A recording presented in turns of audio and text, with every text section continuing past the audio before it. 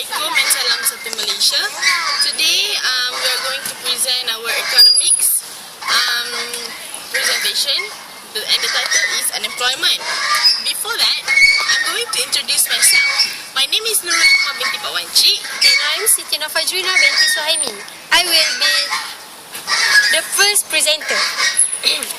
The unemployment rate is measured through a survey of 60,000 of households to determine the percentage of the labor force that is unemployed. The unemployment rate overstates the amount of joblessness because some of those who report being unemployment rate may understate the amount of joblessness because discouraged workers are considered not in the labor force even though they are workers without jobs. An increase in the world price of oil increased the amount of frictional unemployment as oil producing firms increase output and employment, but other firms, such as those in the auto industries, reduce output and employment. The sectoral shift from the auto industry to oil industry firms caused higher frictional unemployment for a time until workers have shifted from the auto industry to oil industry. Although no increase in employment is really desirable, this type of frictional unemployment is a natural outcome of the reallocation of resources between different sectors. Figure 1 shows the supply curve and the demand curve for labor. The wage is above the equilibrium wage. The result is unemployment, equal to the amount by which the quantity of labor supplied exceeds the quantity of labor demanded. There are 4 reasons that firms might find it profitable to pay wages above the labor that balance the quantity of labor supplied and the quantity of labor demanded.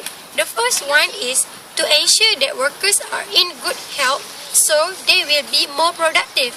Second, to reduce worker turnover because it is costly to hire new workers. Third, to make workers eager to keep their jobs, thus discouraging them from checking. And the last one is to attract a better pool of workers. Now I'm pass it to my friends NURULIKMA. Figure 2 shows a diagram of the labor market with a binding minimum wage. At the initial minimum wage, the quantity of labor supplied is greater than the quantity of labor demanded, and employment is equal to L1 supply minus by L1 demanded. An increase in the minimum wage to M2 leads to an increase in the quantity of labor supplied to L2 supply and a decrease in the quantity of labor demanded to L2 demanded. As a result, unemployment increases as the minimum wage rise. If a firm was not providing such benefits prior to the legislation, the curve showing the demand for labor would shift down by exactly 4 ringgit at each quantity of labor because the firm would not be willing to pay as high a wage given the increased cost of the benefits. If employees value the benefits by exactly 4 ringgit per hour, they would be willing to work the same amount for a wage that is 4 ringgit per less per hour. So the supply curve of labor shift down by exactly 4 ringgit. Figure 3 shows the equilibrium in the labor market because the demand and supply curve of the labor both shift down by 4 ringgit. The equilibrium quantity of labor is unchanged and the wage rate declines by 4 ringgit. Both employees and employers are just as well off as before. If the workers do not value the mandated benefits at all, the supply curve of labor does not shift down.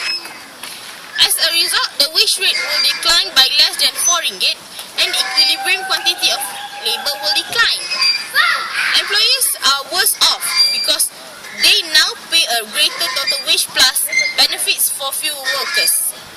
Employers are worse off because they get a lower wage in fewer are employed. Thank you. The end. Thank you very much.